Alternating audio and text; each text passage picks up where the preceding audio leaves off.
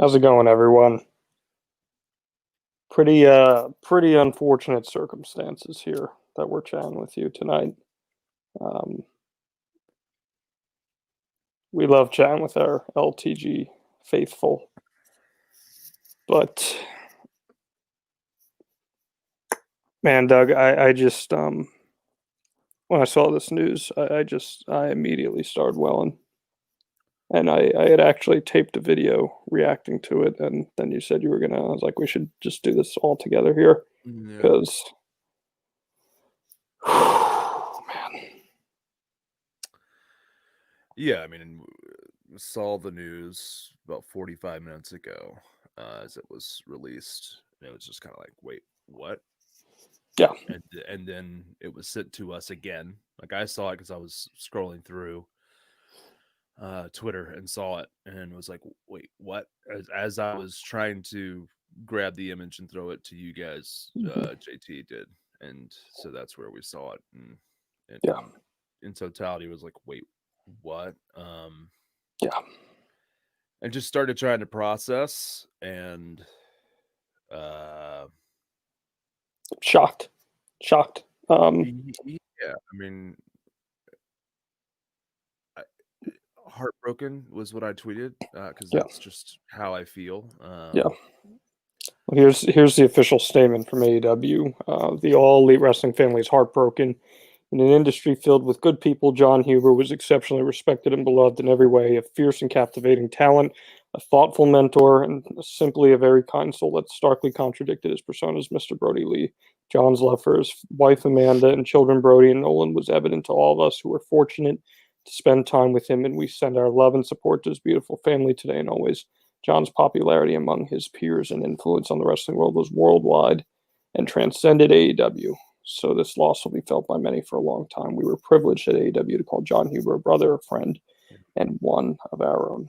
Um, and we've learned in the last 15 minutes or so that John had a lung condition of sorts.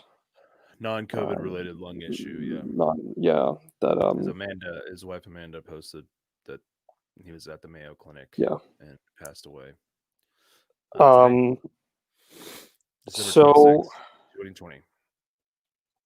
here's what I know, and I mean you can back me up on this because you and I discussed this and we talked about it briefly on our Patreon too.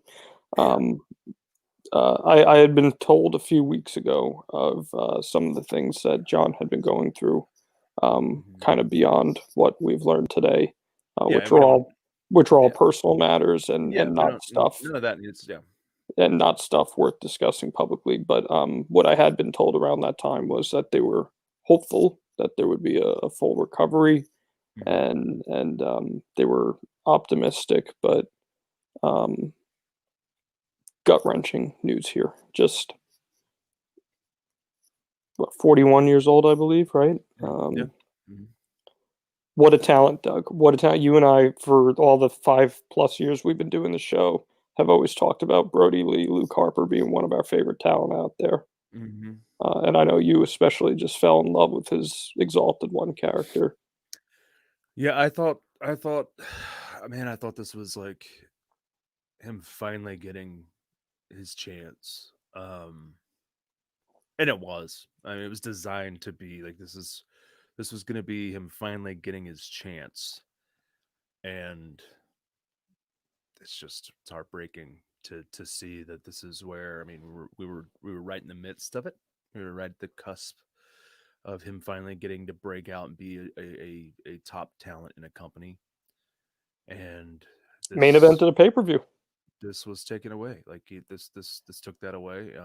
I mean, obviously, there's more to life than finally breaking through and being the top dog in a company when it comes to wrestling. If there's anything this should tell any of you listening and or watching this, that you aren't promised tomorrow. I mean, as we discussed earlier this month when I was in the hospital with a heart attack at 35, like you're not promised tomorrow. No. And if there was one thing that, like, because I had literally started to record a reaction video on my phone, and the first thing I was saying was, you are not promised tomorrow. Yes, you just celebrated Christmas. Some of you just celebrated Christmas. Some of you just celebrated Hanukkah. Some of you just celebrated Kwanzaa. Some of you didn't celebrate anything other than it's the end of the year. But I bet a lot of you got to spend time with your family. Some of you didn't. I didn't. My wife and I couldn't. We were waiting a test result from my sister because she was exposed to COVID. She had to have a test. We couldn't gather together. So it was a weird Christmas for us. It was the first time Beth's ever woken up in her own bed on Christmas morning. Like we're always somewhere else. Yeah. So if there's one thing that this tragedy here on the 26th of December 2020 should reveal to everyone, just another reminder, if this crazy year hasn't had a million of these reminders thrown into your face over and over again, you're not promised tomorrow. Please cherish the time that you do have here on earth with those you love.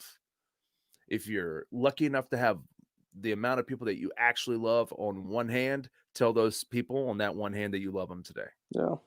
If you have, if there's so many more, get to work. You're not promised tomorrow, so let them know.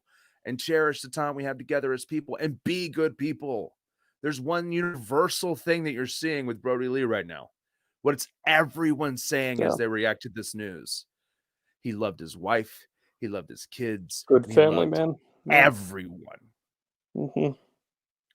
Yeah. I think Big E even said, I love you. Thank you for loving me. Yeah. Like, I mean, that's what all of us should be saying to each other as human beings on this planet living together.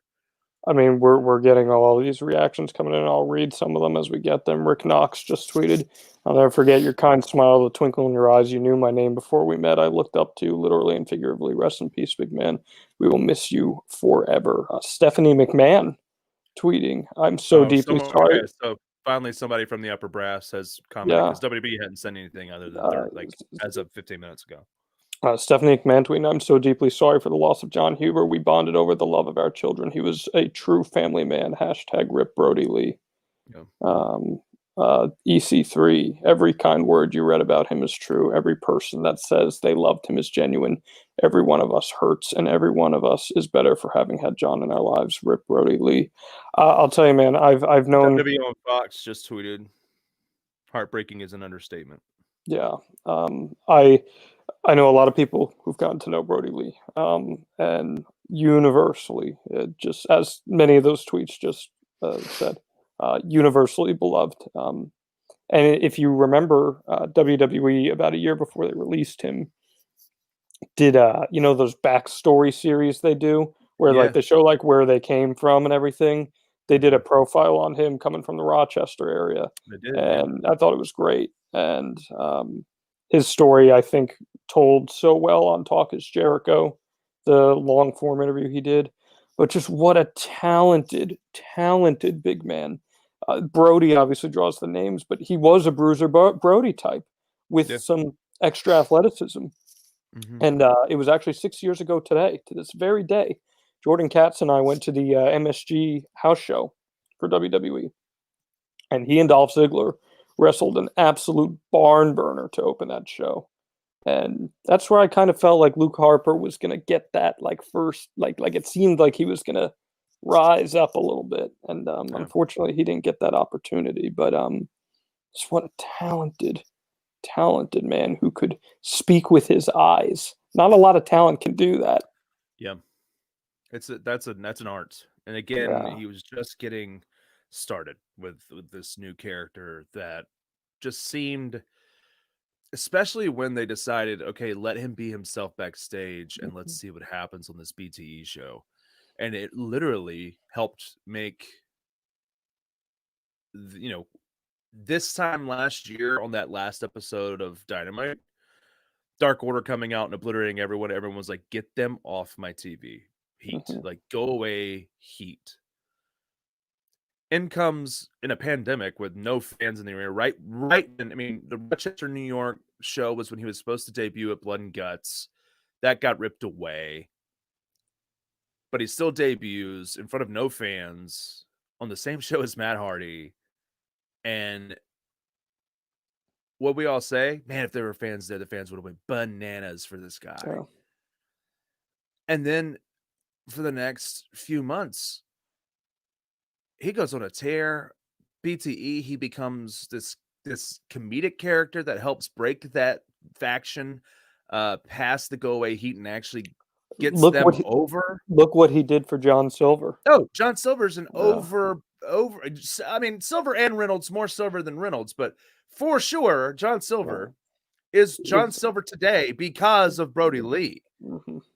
And what they would do improvising. If you listen to the John Silver interview with us a few weeks ago, Silver talked about how much is improvised on that in their sections and in their segments and on their skits. Like Brodie was just riffing, and he picked John Silver because he knew John Silver was good at that, and that's why those two bounced off each other so well.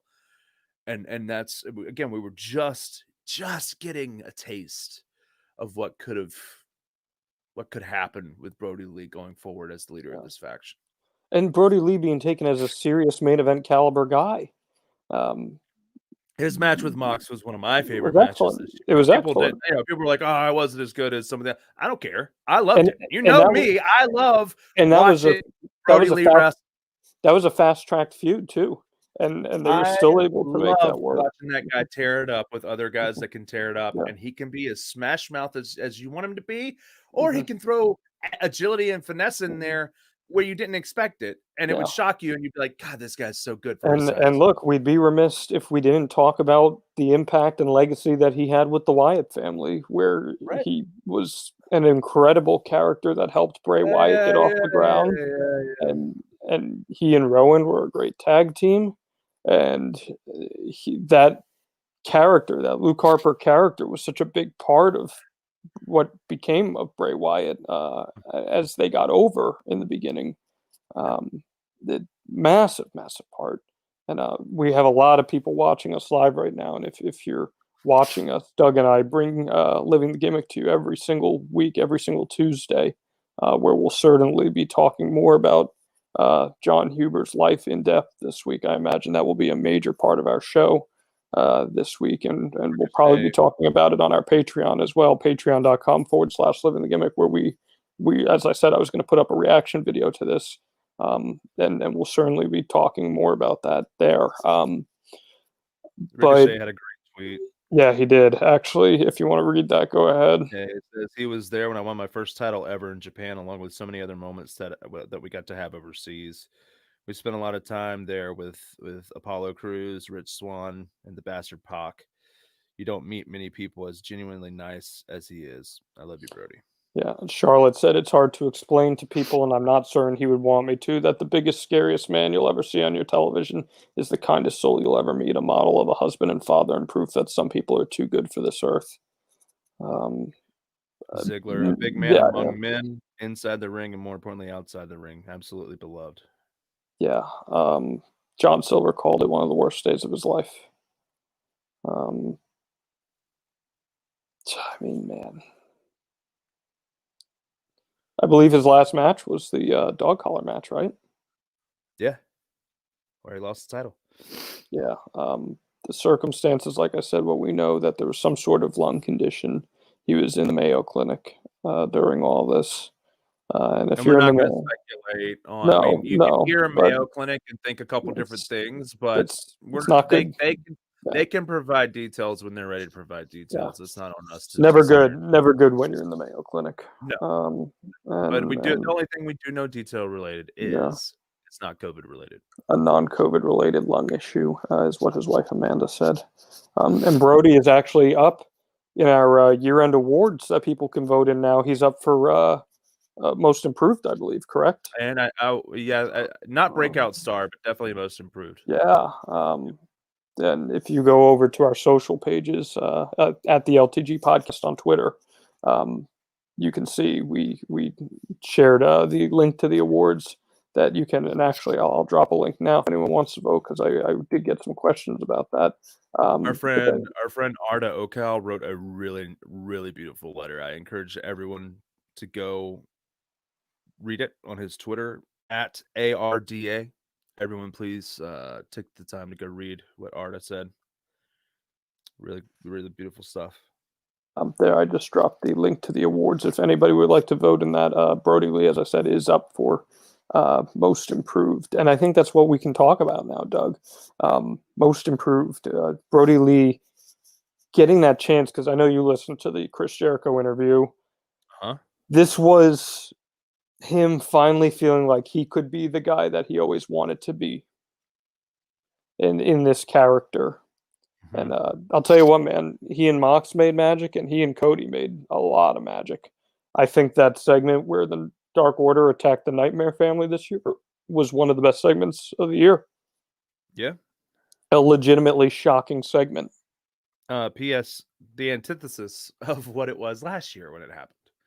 Right. As right. we just talked about, like at the end of the year last year, when Dynamite was at its peak of, we're going to push this Dark Order thing even if it's not working, and it wasn't working. And they beat down the Elite. It was death television. And you fast forward 3 months with this new leader, and it's a different tone, whole new brand new start, and that beatdown to get Cody out of there was just unbelievable. And I just it sucks, man. I don't know how else to say it other than it's really heartbreaking. And for those that maybe you've never listened to us, you look at you say most improved. What do you mean? We're not talking about in ring. Like, you can be, if you see the names on that list, if you see the names in those nominees, you're gonna see some people that absolutely improved inside the ring. Yeah. But we're also talking most improved. Roman Reigns is on that list, and because Roman Reigns finally was given the chance to do the character that he should have been doing for the last 6 years. And here, Brodie was finally given the chance to do something and ran with break it. out.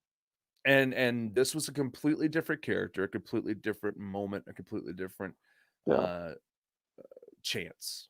And he was taking it. He was taking the bull by the horns here, and tragedy strikes. And this past week after the AEW tapings, I don't know if you had heard about this, but they let his son pin Kenny to win the AEW championship.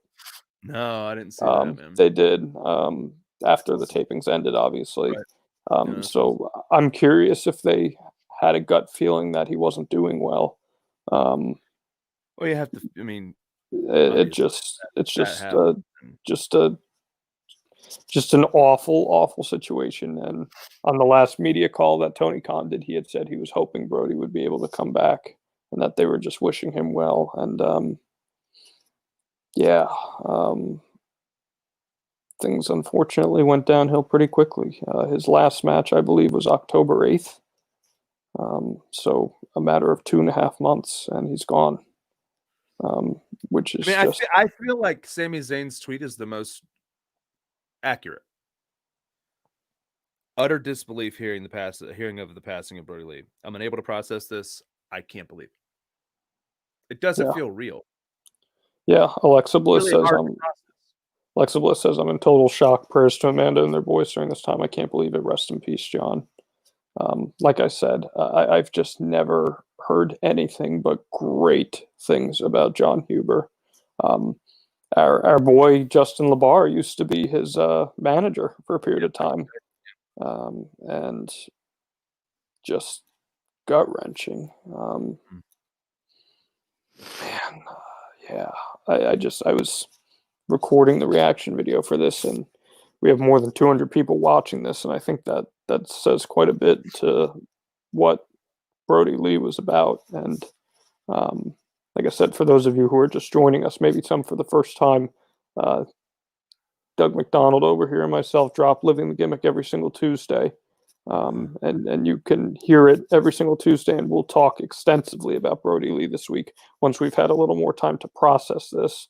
Normally, we do reaction videos and stuff like this for our Patreon, patreon.com/Living the Gimmick. But because of the circumstances of this, we wanted to kind of put this out there publicly to just talk about this. We want to give you guys a community, like our community of fans are just unbelievable. We love them. Incredible.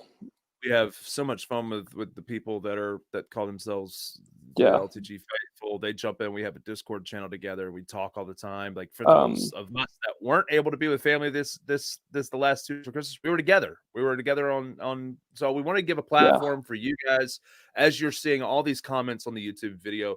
Continue to share your thoughts and comments with each other, so you have a place to grieve together. This is one of those things to help try to process. Like WWE just posting an article, by the way. WWE is saddened to learn that John Huber, known to WWE fans as Luke Harper, passed away today at age 41. Known as both Luke Harper and Brodie Lee in the ring, Huber found success in every stop of his sports entertainment career, as his soft-spoken yet imposing presence helped him create countless awe-inspiring moments in the ring. After a highly decorated run on the independent circuit, Harper debuted in NXT as a menacing enforcer for the Wyatt family. Harper had a dominant tag team run with Rowan that would lay the groundwork for future championship success. As a member of the Wyatt family, he engaged in heated rivalries with the likes of Kane, Daniel Bryan, The Shield, John Cena, and the Usos. After being set free from the family, Harper authored an impressive singles run that culminated with him defeating Dolph Ziggler for the Intercontinental Championship. Harper and Rowan later comprised the Bludgeon Brothers and embarked on a path of destruction that was highlighted by a SmackDown Tag Team title victory and a triple threat at WrestleMania 34. WWE extends its condolences to Huber's family, friends, and fans. And I see we've got some commenters. We're not plugging our Patreon, guys, to get new people. We're plugging it because we're telling you we're going to talk more about Huber over the course of the next week. That's all we're talking about here. I'm gutted, Doug. I'm just so gutted. And Cody shared some beautiful words as well. He says, "My heart is stricken by the loss of Brodie Lee. It was obvious he was an extremely gifted athlete and storyteller, and his gift beyond that was to challenge you, and he set the bar very high. Upon anyone's first meeting with him, it was even more apparent he was a family man and a first-class human being. I got to share his last number. I got to have his last match. That's an honor and a privilege and an experience so ferociously humbling. Thank you, Big Rig. We'll honor you and your family." Cody Rhodes. Triple H says, "Amazing talent, better human being, husband, and father." Chris Hero just tweeted out a picture of them during a WWE during a WWE run, and all of them, including Roman Reigns, and a whole bunch of them are wearing shirts that say "Yeah, yeah, yeah" with Harper's face on it. That's an awesome picture. That's a totally awesome picture. God, Drew McIntyre.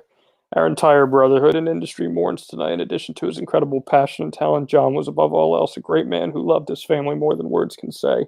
Please keep them in your thoughts. I'll see you down the road, brother. Hashtag rip Brodie Lee. Man, God. Just.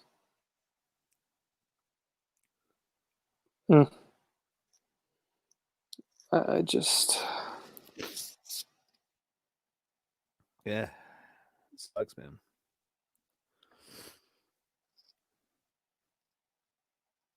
Yeah. Tony Khan, great words.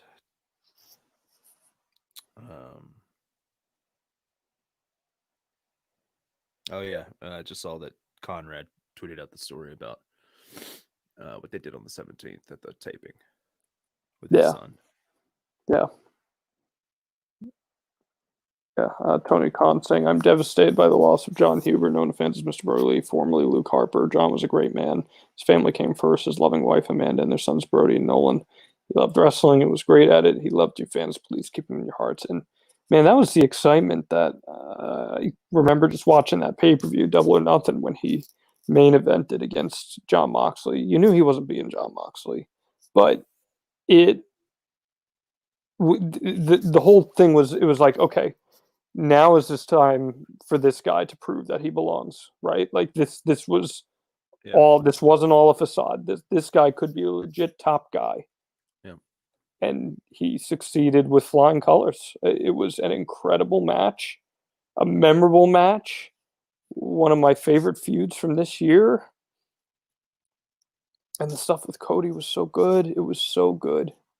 Big E posted Big E is still posting awesome stuff with him. Like, he got a cameo from Sinbad, and that also popped me. And there's a picture of legit Sinbad is standing with Brodie Lee, like they have their arms around each other. It's pretty awesome. That's incredible. That's great. Sinbad's a legend. That was great. That's awesome.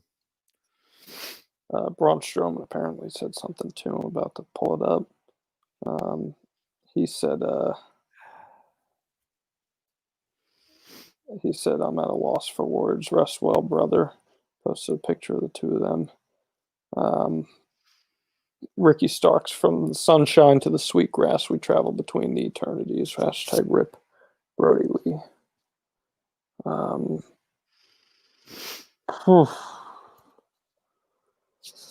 Man.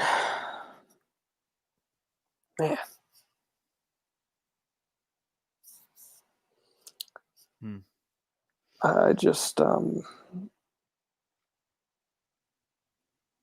when I heard a few weeks ago that he wasn't doing great, you always hope for the best, right? Like you're always. Yeah, I mean, you and I talked about it immediately. Whether it's personal demons that people have or an illness that they fight or whatever it may be, you always you hope for the best, especially in wrestling, where it's so easy to fall into traps, or it's so easy not to get the help that you need, or it's so easy for someone not to have the health care resources that they need. You always hope for the best. And God, just what a talent! What a talent! That's what I can't get over. Just this is a guy who was in his early 40s, just finding his stride. Yeah, like I said, it felt like he was just getting there. And this is a great message here from Unplayed Piano.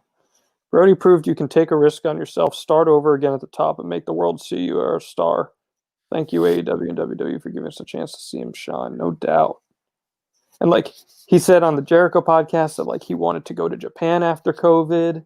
Like think about some of those matches he would have had in Japan with Suzuki and Fale, and I mean there's so many guys he could have worked in Japan that would have just been. I don't know if I would have needed to see. No, I'm just saying. Just think about the matches that he could.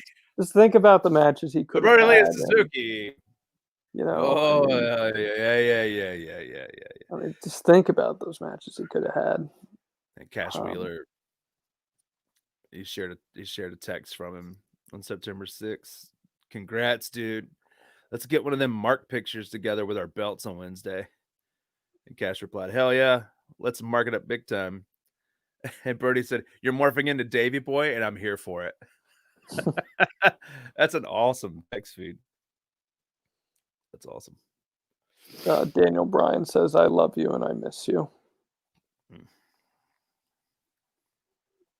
Yeah, I mean, Biggie's just sharing the best pictures of the guy. Yeah, I'm looking at this that. Guy we watched college football MMA and berated Tyler Breeze on FaceTime. Literally, it's them sitting there and Tyler Breeze is on FaceTime on a phone in the middle of them on his couch. Biggie is the best. I mean, I think the best, if you really want some insight onto John Huber, it's go listen to the Jericho podcast. I think that's probably the best avenue to really hear about his journey, and that will tell you everything. God, it does. And I mean, Joseph nails it. It feels like a punch in the stomach. He was so happy in AEW, and it was so evident he was happy. And we can talk about this because this is something you and I have really invested in, the emergence of the Dark Order on being the elite. And John was the driver in that.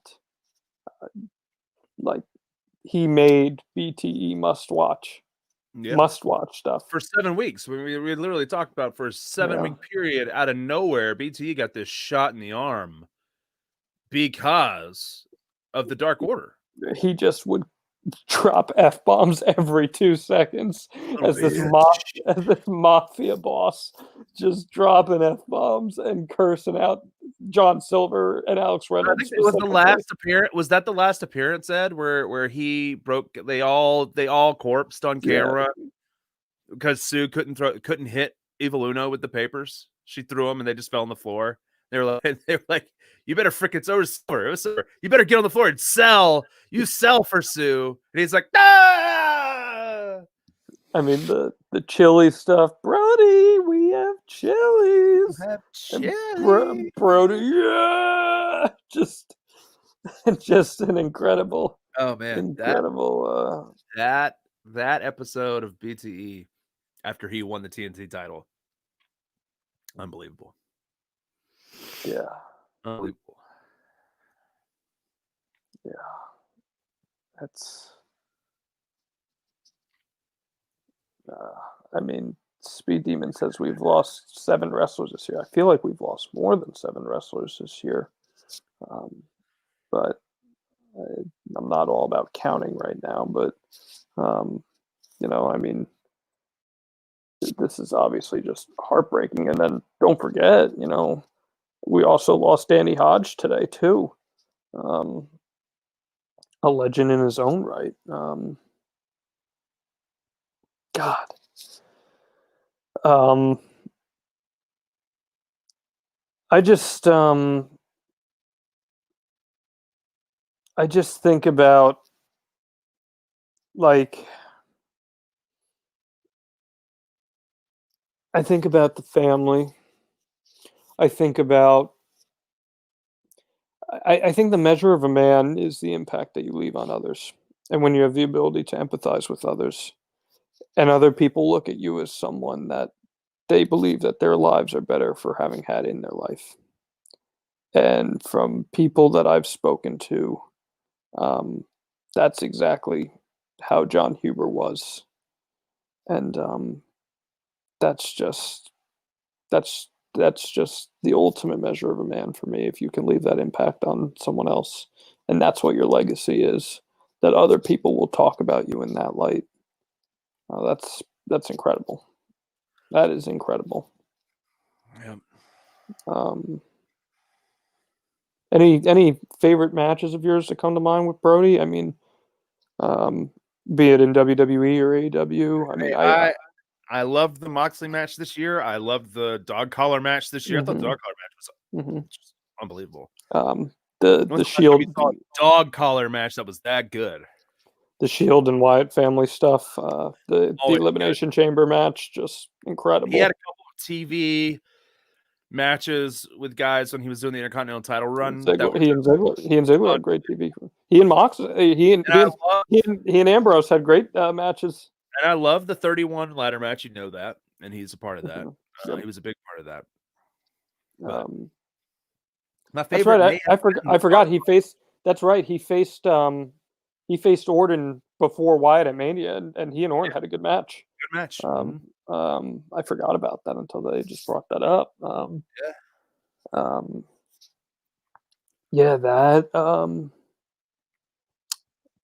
They had some great matches in NXT. The Wyatt family, he and Rowan specifically. It just was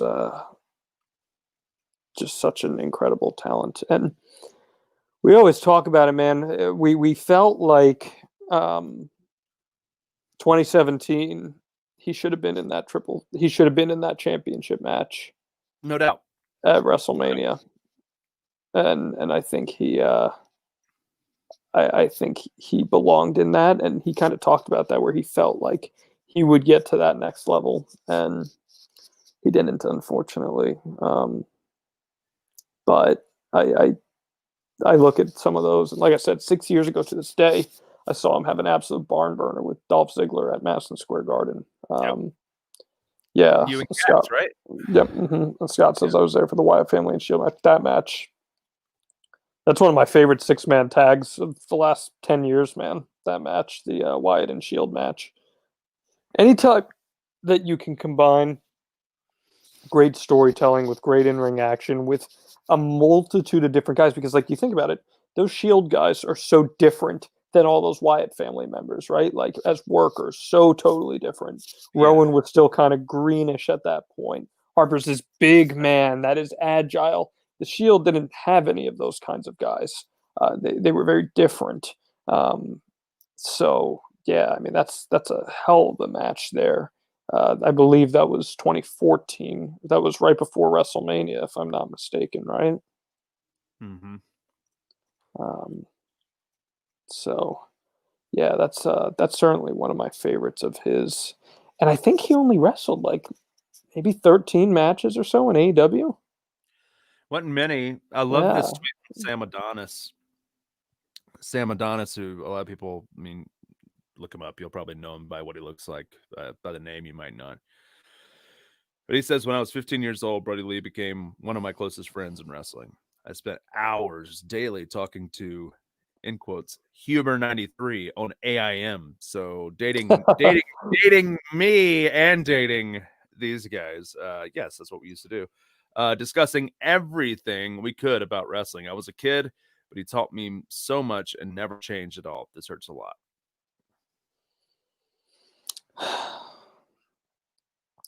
From Natty. I'm heartbroken to hear of the passing of at this Brodie Lee, who was a dear friend to so many of us. He was an amazing husband and devoted father. His love for his family was immeasurable. I'm sending prayers and love to Amanda, Brodie, Nolan, and John Huber's family. And she's got some pictures of him with his family that she posted. Um, um, yeah, just Jim Ross says heartbroken, haven't got another good man today. Our boy Ace Romero says tomorrow's never promised to anyone. Don't take it for granted. Yeah. So echoing your sentiments there. Yeah, without a doubt. This is the description of what AEW actually did on the 17th. This was a bonus segment in which Kenny Omega lost the AEW World Title to Brodie Lee Jr.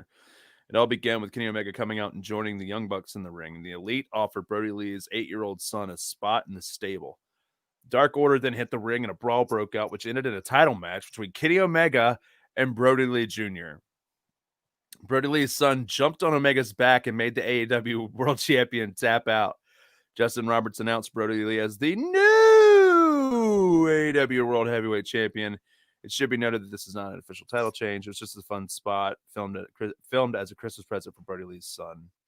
The segment could also have been taped for Being the Elite or for Dark Order's YouTube content. I can't wait to see it if they actually show it.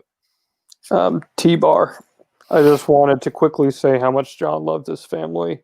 He never stopped talking about them. He was a great dad, which I saw firsthand on the bus to our match. He was so excited to show his son that he could still go hard and did just that. He loves you so much. I'm so sorry. Don't call him T-Bar, especially not on a day like today. I mean, that's what it's not his name. That's what his official ring name is these days, unfortunately. No, never call him that. Yeah, man, just gut-wrenching stuff. And once we have a chance to kind of compose our thoughts, because we're kind of just freeballing here. Yeah. But once we have a chance to kind of freeball or compose our thoughts, we'll get it all together for you this week on Living the Gimmick, which again drops every Tuesday. Subscribe wherever, get it straight to your ears. We'll have full reaction to it, composed, and yeah. I mean, Jesse says this guy had an Owen Hart type reputation. We're just universally beloved. Absolutely, that's what he was. Just universally beloved. Yeah. Without Brodie Lee, the Dark Order is like a class full of students when the teacher leaves the room. Yeah. I mean, that was the gimmick. Like that was the thing. Like that's what it was. Like they were this group of miscreants that were being led by this foul-mouthed teacher. It was Bad News Bears. Mike Dunn says, in 2004, I saw Brodie Lee in Binghamton at a 2CW show as a heel. Fans threw a chair in the ring and hit a babyface. Brodie chased all three guys down, hit two with a three-piece combo. And the third guy ran. Legend. That's awesome. Yeah. It's pretty awful. Yeah, so I actually saw some clips going around of this match. Claudio and Brodie had a hell of a cage match in Chikara. That if you haven't checked out, it is on YouTube. Go watch that. and see what they did there, because it was awesome stuff. Awesome stuff. And yeah, guys, like I said, we'll compose our thoughts a little bit and have more reaction on Living the Gimmick this week. And throughout the week on Patreon, patreon.com/Living the Gimmick. You can check that out for some more content. And we'll talk more about Brodie there. And then if not, if you want to just wait till Tuesday, Again, we'll do full on Tuesday. It's not John trying to tell you. No, I'm not trying to shill here. Telling you where we constantly, because there's a lot of new people listening, watching us for the first time. Yes. I also normally don't look like this, but no, it's what's happening right now. So in our Patreon group, we have an ongoing discussion. We have a discussion board, and that's where we talk about a lot of our stuff, which is why I'm explaining that. So, so check that out. And like I said, also in our year-end awards, which you can vote for now, Brodie Lee is up for most improved, and what a year he had. He had the best year of his career in his last year of his career, which that's a heck of a statement and testament to him, I'd say. Yep. It just doesn't know. And listen, I mean, this is right. It just doesn't feel real. It feels like a dream. Absolutely. Just amazing talent. And yeah, I just at a total loss for words, man. Yeah. So, anything else you want to add here, Doug? Because I mean, I think we've kind of, again, as I opened the show with, you don't know how you're not promised tomorrow. No. So again, you have the ability right now, as if you're standing here watching us, then you still have the ability in some way, shape, or form to communicate with others. I implore you to tell those that you love them, because you may not be here tomorrow. You know what? 1 second. Cherish the times. I'm gonna set an example here. Okay. This garbage right here. This is garbage. Okay. First off, speculating about someone's cause of death, speculating about someone's personal issues, or speculating how people will respond to something. I don't know if this person here is trying to troll or if they're someone who's drinking Kool-Aid. This is ridiculous. It's so beyond disrespectful to individuals and that are going through pain, and to suggest that there's hoax or that there's insensitivity. It's just disgusting. And if that's your priority, and I've seen some other people over the course of the stream saying, "Oh well, WWE would do this," and it goes to show you AEW. I mean, if you have that little humanity in you, check yourself at the door and go get some help, because you need some. Doug and I hopped on this stream because we wanted to talk about the legacy of a really talented individual. And I mean, that's garbage. Absolute garbage. Absolute garbage. So, just not cool. Yeah. I'm blocked. Bye. Yeah. So, bye. Yeah. So, we're so appreciative that you guys tuned in to chat with us. And again, we're on so many different platforms here, but if you want to hear more from us this Tuesday on LTG, we will talk about this in length. And I'm sure we'll do a Brodie Lee top 5 or something this week on our show, which would be a fun one. Yeah. Maybe get a chance to go back, watch some of his matches this week, and let's do that. Talk about his career a little bit more once we have things kind of together. So yeah, so we appreciate all of you guys. This is our chance to tell you guys that we love and appreciate you. Absolutely. His wife, for everybody that just came in and asking, his wife said that he died at the Mayo Clinic, and it was a lung-related issue, not a COVID-related issue, but a lung issue. We had heard a couple weeks ago he was not well, and here we are. Yeah. So, but we respect people's personal lives.